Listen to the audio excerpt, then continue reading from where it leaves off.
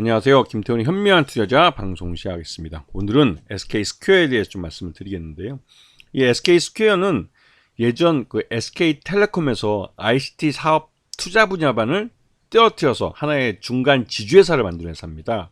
그래서 우리가 지금 SK텔레콤이라고 부르는 쪽은 통신 자회사들만 갖고 있는 통신 전문 회사가 됐고, SK스퀘어는 통신을 제외한 나머지 SK 하이닉스 같은 제조업이나 이런 SK 실더스 같은, 물론 이제 SK 실더스는 매각을 했습니다.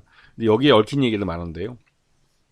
11번과 같은 그 쇼핑 하는 쪽, 이 커머스라고 하는데 커머스 쪽하고 SK 실더스 이 회사는 매각하고 있고, T맵 모빌리티나 원스토리지, 또 원스토어, 그다음에 SK 하이닉스 같은 이런 업체들을 SK 스퀘어 자회사로 갖고 있죠.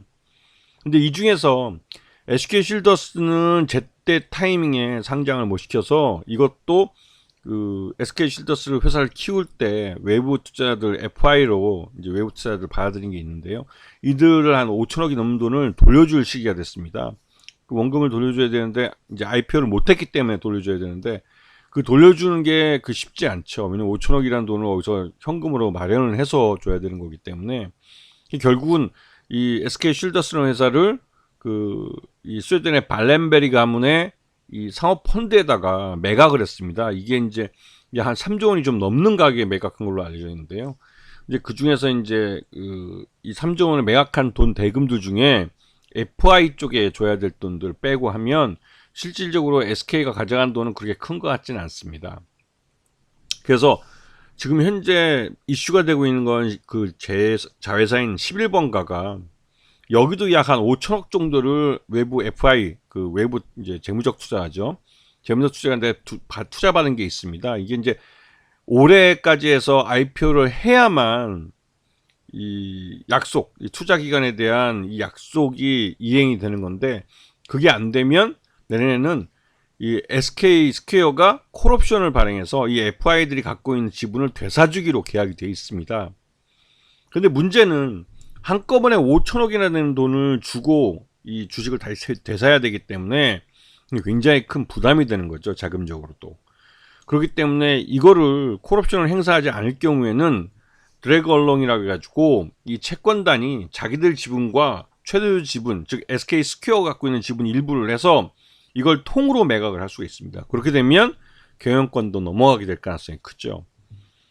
그렇게 되면 11번가는 말 그대로 이제 SK 스퀘어, SK 그룹의 이제 이 커머셜 회사에서 아예 별도의 회사가 되는 겁니다. 근데 11번가가 아직도 적자를 내고 있는 회사이기 때문에 쉽게 그 인수자를 찾기는 어려운 상황이죠. 그래서 지금 이러지도 저러지도 못하는 상황이 돼버렸습니다. 근데 SK 스퀘어 입장에서는 지금 FI들의 요구를 계약 이행을 해야 될 의무가 있죠. 왜냐면 이 11번가에서 끝나는 게 아니라 팀의 모빌리티도 그렇고 원스토어도 그렇고 이 FI들이 많이 들어와 있는 기업들입니다. 여기에 SK 스퀘어가 약속을 이행하지 않을 경우에는 다른 이 FI 업체들도 실력 행사로 나갈 가능성이 크죠. 그래서 11번가는 SK 스퀘어가 5천억 원이나 되는 이 FI들 걸 정리해주지 않으면, 되사주지 않으면, 즉 콜옵션을 행사하지 않으면 드래곤롱 조항을 발동을 해서 그 21번가의 가치보다도 낮은 밸류로 해서 매각할 가능성이 커요.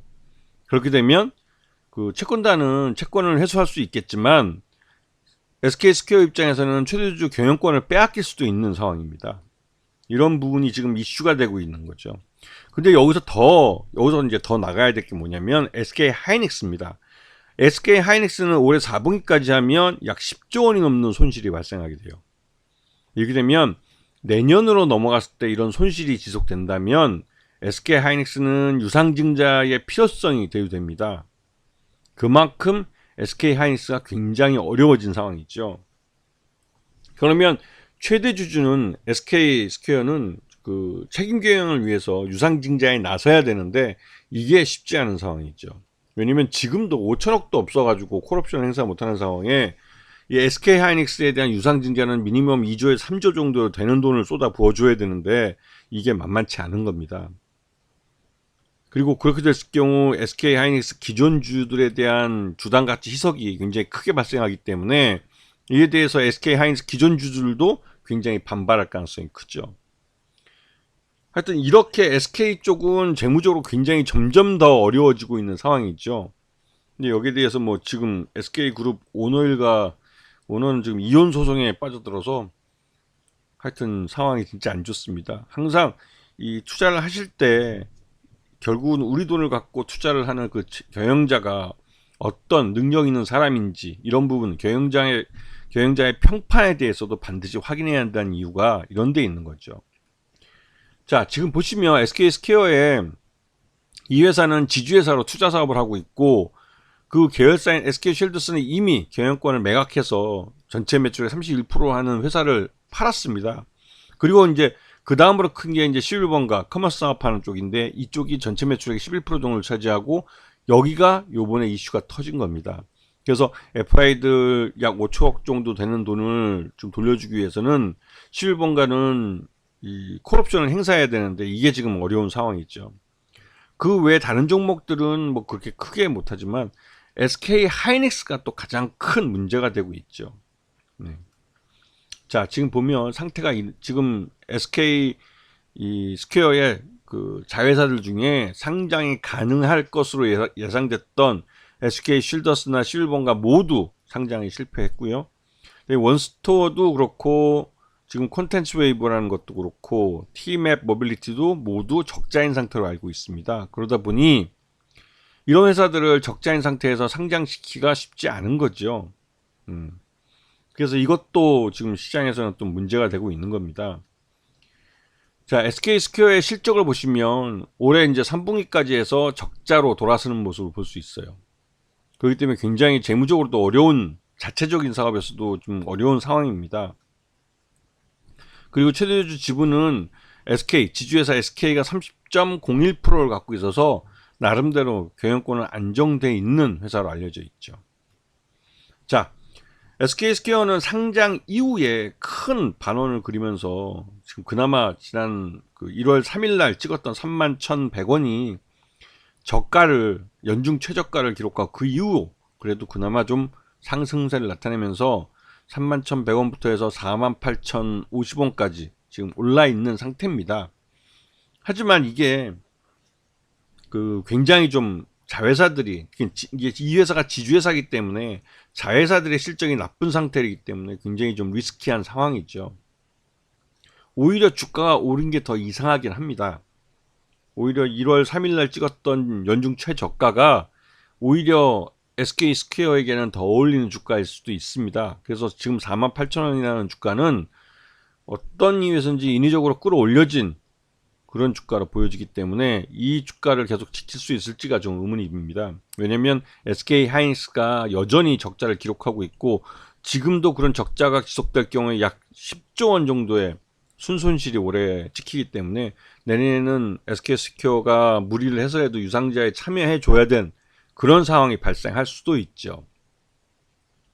그렇기 때문에 SK 스퀘어는 그 지주회사로서 그 밑에 자회사들에 대한 책임 경영을 해야 되는 것이기 때문에 자금 부족에 대해서 직접적으로 지원을 해줄 필요는 있습니다. 그 책임이 있는 거죠.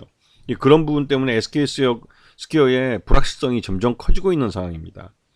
장기적으로 SK 스퀘어는 실제로 올해 4분기까지는 이 불확실성이 더 크기 때문에 투자하기에는 리스크가 너무 크다는 그런 느낌을 받고 있고요. 지금 현재 뭐 SK 하이닉스 실적이 좋아진다고 그러지만 말은 그렇게 좋아진다고 하지만 실제로 숫자로 보여주지 못하고 있는 상황입니다. 그래서 4분기 때 더 나빠질 수도 있고 물론 디램 가격이 지금 반등이 나온다고는 하지만 SK 하이닉스가 지금 미국의 그 인텔에 지불해야 할 돈도 굉장히 큰 돈이 한 30억 달러 정도 남아 있는 걸로 알고 있어서 그게 이제 중국 공장을 인수하면서 발생한 이제 부담이죠. 그런 부분 때문에도 SK 스퀘어가 최대주로서 그 책임 경영을 해야 되는데 이런 부분이 계속 발목을 잡고 있는 겁니다. 그래서 그러니까 SK 스퀘어는 굉장히 리스크 있는 종목이라는 거 알고 그 이쪽 회사에 뭐 혹시라도 투자를 하신 분들이 있다면 그런 리스크가 있다는 것을 분명히 기억하셔야 됩니다. 여기다가 지금 최대주주인 그 최태원 회장의 이혼 문제까지도 이슈화되고 있어서 별로 이 SK 그룹 전체가 별로 안 좋은 상태죠. 이런 부분들을 그 뉴스에서도 많이 접하시겠지만 이거를 기업 경영과 연결해서 많이 보셔야 됩니다. 이런 부분들을 보시고 SK그룹도 굉장히 어렵다는 사실을 기억하셔야 되죠. 아시겠습니까? 자, 오늘 방송 여기서 마치겠습니다. 감사합니다.